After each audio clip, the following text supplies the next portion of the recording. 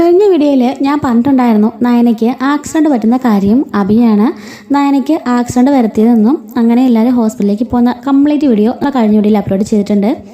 അപ്പോൾ അതിൻ്റെ സെക്കൻഡ് പാർട്ടാണ് ഈ വീഡിയോ അപ്ലോഡ് ചെയ്യുന്നത്. മിസ്സാവാതിരിക്കാനായിട്ടൊന്ന് കണ്ടു നോക്കുകയാണെന്നുണ്ടെങ്കിൽ നിങ്ങൾക്ക് കംപ്ലീറ്റ് ആയിട്ട് മനസ്സിലാവുന്നതായിരിക്കും. നമ്മുടെ ചാനൽ ഇപ്പോൾ തന്നെ സബ്സ്ക്രൈബ് ചെയ്യണേ.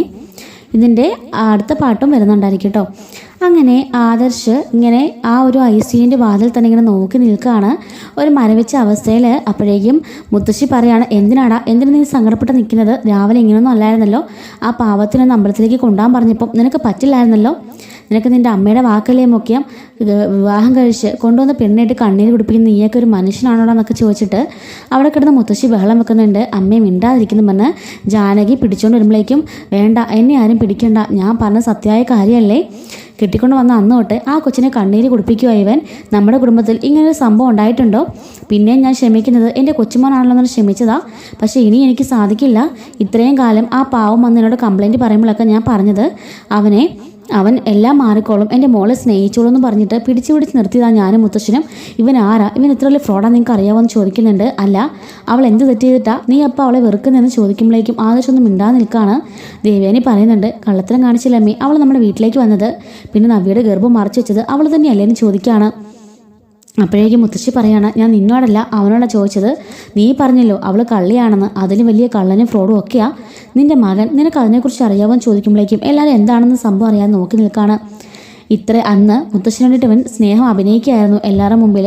ആ പാവത്തിനെ സ്നേഹിക്കുന്ന പോലെ ഇവൻ പറ്റിക്കുകയായിരുന്നു. അതെല്ലാം തന്നെ ഇവനൊരു കടലാസിലാക്കി എഴുതി അന്ന് വിഗ്രഹത്തിന് മുമ്പിലുള്ള ബൗളിലിട്ടു. പാവം അവൾ ഭർത്താവ് തന്നെക്കുറിച്ച് എന്താ എഴുതിയെന്ന് അറിയാൻ വേണ്ടിയിട്ട് ആ വലിയൊരു തെറ്റ് അവൾ ചെയ്തു. അവൾ പോയിട്ട് ആ ഒരു പേപ്പർ അവൾ എടുത്തു നോക്കിയ സമയത്താണ് അതിൽ ആദർശ് തനിക്ക് നയനെ ഇഷ്ടമില്ലെന്നും മുത്തശ്ശന് വേണ്ടിയിട്ട് അവളെ സ്നേഹിക്കുന്നതിൽ അഭിനയിക്കുകയാണെന്നും ആ പാവം അറിഞ്ഞപ്പോൾ തന്നെ ചങ്ക് തകർന്നിട്ട അന്ന് രാത്രി അവളോട് ഇറങ്ങിപ്പോയി അമ്പലത്തിൽ പോയി ഇരുന്നത്. അങ്ങനെ ഞങ്ങൾ മനസ്സിലാക്കിയിട്ടാണ് അവളുടെ അടുത്തേക്ക് പോയത്. അപ്പോൾ അവൾ ഞങ്ങൾക്ക് ആ ചീട്ട് കാണിച്ചു തന്നു. അത് കണ്ടതും ഞങ്ങൾക്ക് ആകെപ്പാടെ വിഷമമായി. അവളിനി ഒരിക്കലും അങ്ങോട്ടേക്കില്ലാന്നും ആദർശം ജീവിതത്തിലേക്കില്ലാന്നും അവളുടെ വീട്ടിലേക്ക് പോവാണെന്നും പറഞ്ഞപ്പോൾ ഞാനും മുത്തശ്ശനും കൂടിയിട്ട് അവളെ വിളിച്ചുകൊണ്ട് വന്നിട്ട് ഞങ്ങളുടെ മുമ്പിൽ ലക്ഷ്യമുണ്ടായിരുന്നു, എങ്ങനെയെങ്കിലും ആദർശം നയനെ കൂട്ടിപ്പിടിപ്പിക്കണമെന്ന്. അതിലും വലിയ രഹസ്യമുണ്ട് നിങ്ങളുടെയൊക്കെ മുത്തശ്ശൻ്റെ മനസ്സിൽ. അത് വലുതും നിങ്ങൾക്ക് അറിയാമോ എന്ന് ചോദിക്കുകയാണ്. അപ്പോഴേക്കും എല്ലാവരും ഞെട്ടി നിൽക്കുകയാണ് എന്താണെന്ന് അറിയാൻ വേണ്ടിയിട്ട്. മുത്തശ്ശൻ പറയാണ്, പണ്ട് ഞാൻ ജോലിസിനെ കാണാൻ പോയിരുന്നു, വീട്ടിലെ ഓരോ പ്രശ്നങ്ങളൊക്കെ പറഞ്ഞുകൊണ്ട്. അപ്പോഴേക്കും മുത്തശ്ശൻ എന്താ പറഞ്ഞതെന്നറിയാമോ?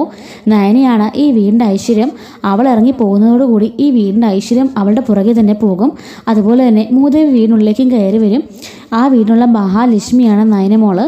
അവളെ കൈവിട്ട് കളയരുത്. എക്കാരണം കൊണ്ടും കാല് പിടിച്ചിട്ടാണെങ്കിലും അവളെ അവിടെ നിർത്തണമെന്ന പൂജാരി പറഞ്ഞത്. അതനുസരിച്ചാണ് എൻ്റെ നയനമോളെ ഞാൻ അവിടെ പിടിച്ച് നിർത്തുന്നത്. ആ പാവത്തിൻ്റെ അഭിമാനം പോലും കളഞ്ഞ് എനിക്ക് വേണ്ടി അവളെ നിൽക്കുകയാണ്. അവളോട് സ്നേഹം ഇല്ലാഞ്ഞിട്ടോ എൻ്റെ വീട് നന്നാകാൻ വേണ്ടിയിട്ടൊന്നും അല്ല ഞാൻ പറഞ്ഞത്. അവളോട് എനിക്ക് സ്നേഹമുണ്ട്. എൻ്റെ സ്വന്തം മക്കളെക്കാട്ടിലും കൊച്ചുമക്കളെക്കാട്ടിലും എനിക്കിഷ്ടം എൻ്റെ നയനമോളെ തന്നെയാണ്. എങ്കിലും അവൾ പോയാൽ ആ വീടിൻ്റെ ഐശ്വര്യം കൊണ്ട് പോകുമെന്ന് അറിയുമ്പം ആരാണെങ്കിലും അങ്ങനെ തന്നെയല്ലേ ചെയ്യുകയുള്ളൂ. എൻ്റെ വീടിൻ്റെ ഐശ്വര്യം എൻ്റെ നയനമോള. അവൾ ഒരിക്കലും നടന്ന് പോകാൻ ഞാൻ സമ്മതിക്കില്ല എന്ന് പറയുന്നുണ്ട്. എൻ്റെ മോൾക്ക് എന്തെങ്കിലും സംഭവിച്ചാൽ ആദർശേ നിന്നെ വെച്ചേക്കില്ല എന്ന് പറയുന്നുണ്ട്.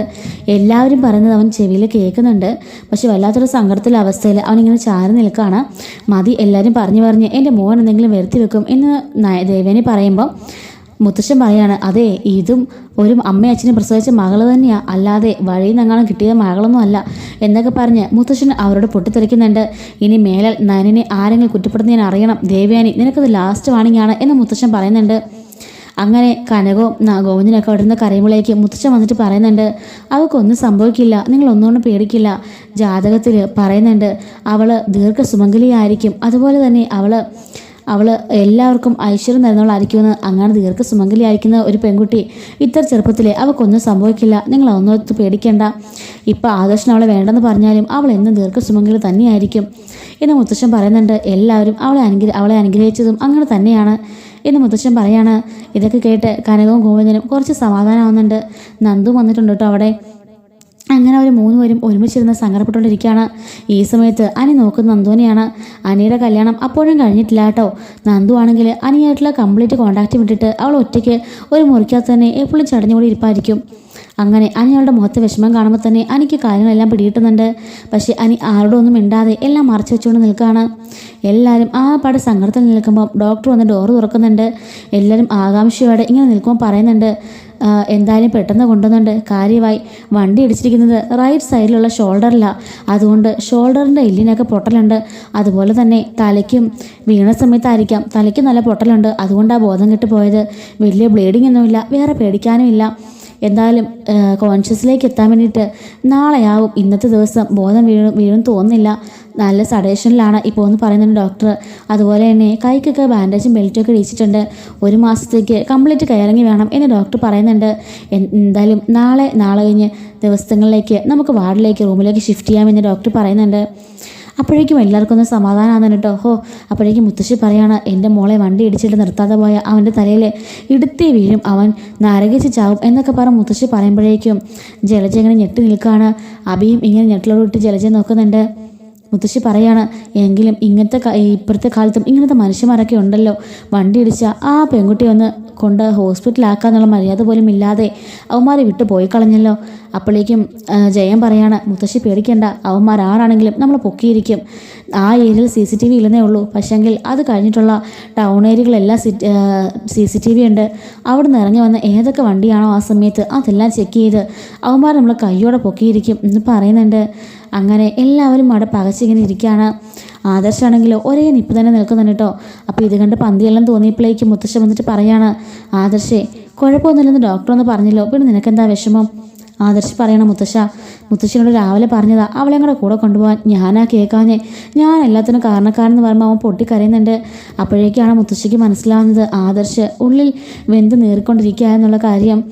ദേവയാനി ഇങ്ങനെ മിണ്ടാതെ നിൽക്കുമ്പോഴേക്കും ആദർശ് പറയാണ്, രാവിലെ ഞാൻ അവളെ കൊണ്ടുവരുന്നെങ്കിൽ ഇതൊന്നും സംഭവിക്കില്ലായിരുന്നല്ലേ മേ, എല്ലാം എൻ്റെ ഭാഗത്ത് തെറ്റാണെന്ന് പറഞ്ഞിട്ട് ആദർശ് ഒന്ന് പൊട്ടിക്കരയുന്നുണ്ട്. ഇത് കാണുമ്പോൾ കനകവും ഗോവിന്ദനും പരസ്പരം പറയാണ്, എന്തായാലും ആദർശ് മോന് പണ്ടത്തേലും ഒരുപാട് മാറ്റമായിട്ടുണ്ട്. അവനിപ്പോൾ നമ്മുടെ മോളെ യഥാർത്ഥമായിട്ട് ഇഷ്ടപ്പെടുന്നുണ്ട്. അവൻ്റെ മനസ്സിലിപ്പോൾ അവളുണ്ട്.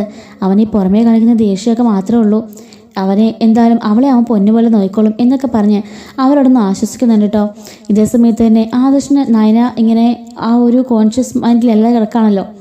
അപ്പോൾ ഇങ്ങനെ സ്വപ്നം കാണുന്നുണ്ട് ആദർശ് ഇങ്ങനെ വണ്ടി വന്ന് ഇടിക്കുന്നതും അതുപോലെ തന്നെ ആദർശ് തന്നെ എടുത്തുകൊണ്ട് പോകുന്നതൊക്കെ ആയിട്ട് നയന സ്വപ്നം കാണുകയാണ് കേട്ടോ.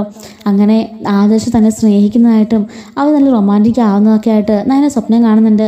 ഇതൊക്കെ ശരിക്കും സംഭവിക്കുന്നതെന്ന് തന്നെ അവൾ ആ സ്വപ്നത്തിൽ തന്നെ ഇങ്ങനെ പറഞ്ഞുകൊണ്ട് ആ സ്വപ്നം കണ്ടുകൊണ്ടിരിക്കുന്നുണ്ട്. ആദർശും മറ്റെല്ലാ വീട്ടുകാരും അവൻ്റെ പുറത്തുനിന്ന് കാവൽ നിൽക്കുന്നുണ്ട്. അങ്ങനെ നയനെ പിറ്റേ ദിവസം ആയപ്പോഴേക്കും എല്ലാവരും അവിടെ ഇങ്ങനെ റൂം എടുത്ത് താമസിക്കുന്നുണ്ട്. കുറച്ച് പേര് മാത്രം അനന്തപുരിയിലേക്ക് പോകുന്നുണ്ട്. കനകവും ഗോവിന്ദനും നന്ദും അതുപോലെ തന്നെ ആദർശമൊക്കെ മുത്തശ്ശിയും ജാനകിയൊക്കെ അവിടെ തന്നെ സ്റ്റേ ചെയ്യാനട്ടോ. അങ്ങനെ പിറ്റേ ദിവസം ആകുമ്പോഴേക്കും എനിക്ക് ബോധം വരുന്നുണ്ട്. അപ്പോൾ ഇതിൻ്റെ ബാക്കി സ്റ്റോറി നമ്മൾ അടുത്തുള്ളിൽ ഇടുന്നതായിരിക്കും. ഇത് സെക്കൻഡ് പാർട്ടാണ് ഇട്ടത്. ഇനി ഇതിൻ്റെ തേർഡ് പാർട്ട് ഇടുന്നുണ്ട് കേട്ടോ. അപ്പോൾ മിസ്സാവാതിരിക്കാൻ ചാനൽ സബ്സ്ക്രൈബ് ചെയ്ത് സപ്പോർട്ട് ചെയ്യണേ. Thanks for watching.